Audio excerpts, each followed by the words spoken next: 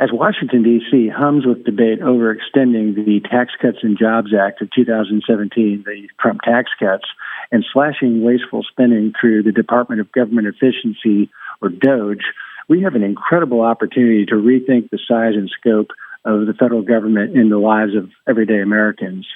Meanwhile, the states lay bare the choices: fiscal discipline paired with tax relief, or reckless spending capped by tax hikes.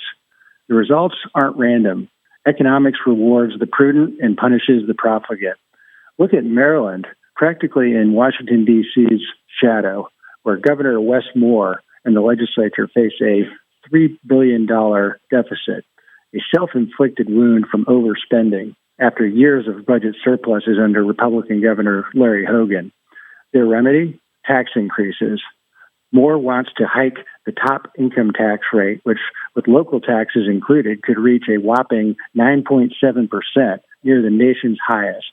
He's also pushing a 2.5% tax on business-to-business services and so-called combined reporting, forcing businesses to report nationwide earnings to Maryland's taxmen. This isn't clever, it's a stick-up. Businesses and workers don't wait around to be fleeced. They leave. Maryland's competitiveness fades and its budget gap widens as taxpayers vanish. On the left coast, Washington State confronts a $16 billion shortfall over 4 years. A 2022 capital gains tax was pitched as a fix. Instead, it drove wealth out. Jeff Bezos fled to tax-free Florida, saving $1 billion in the process. Washington once knew better.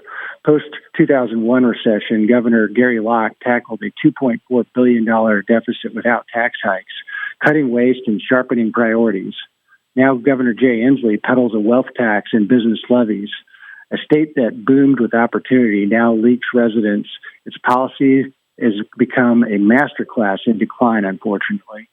Elsewhere, states like Maine and New Jersey lean on excise taxes on firearms, tobacco, alcohol, gaming to patch budgets.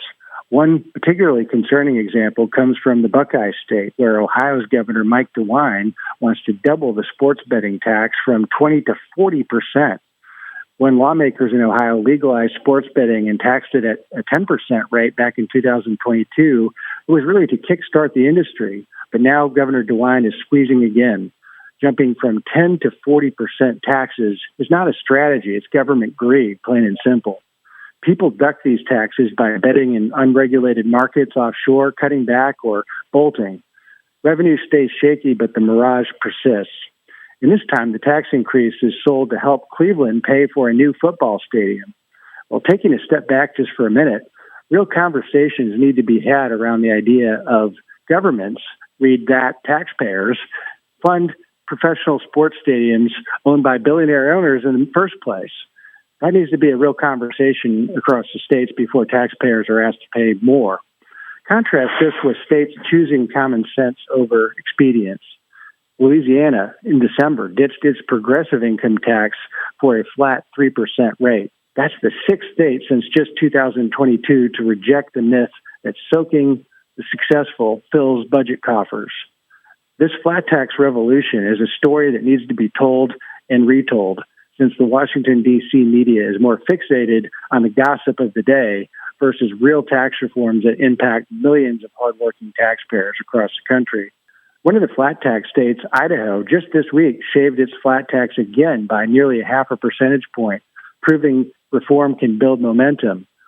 Kentucky's flat tax fell to 3.5% last month as part of their plan aiming to kill the personal income tax outright. These states see what Washington, D.C. often misses. Lower taxes spark growth, not grievance. All told, more than half of the states have substantially reduced personal income taxes since 2021. Many more may follow this year. Governors across the nation are calling for income tax cuts to hone their state's economic competitiveness. This isn't altruism at the end of the day. It's calculation. States that lighten loads on taxes draw talent and investment. Those that heap on lose both. The pattern is clear. Tax-cutting states versus tax-hiking states provide us an incredible laboratories of democracy idea for what Washington can learn from the states. You have the tax-hiking states like Maryland Illinois and New Jersey, for instance, watch economic life ebb as Americans vote with their feet, chasing freer ground.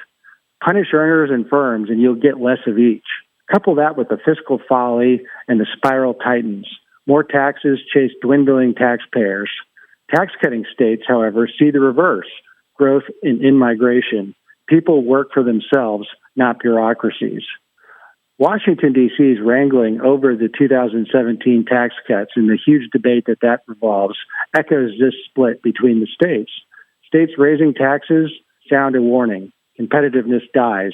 Deficits linger. Economics isn't guesswork. Incentives drive behavior, and when government takes less, people produce more. For more information on this and many other topics, you can go to ALEC.org. For American Radio Journal, I'm Jonathan Williams. Thanks for listening.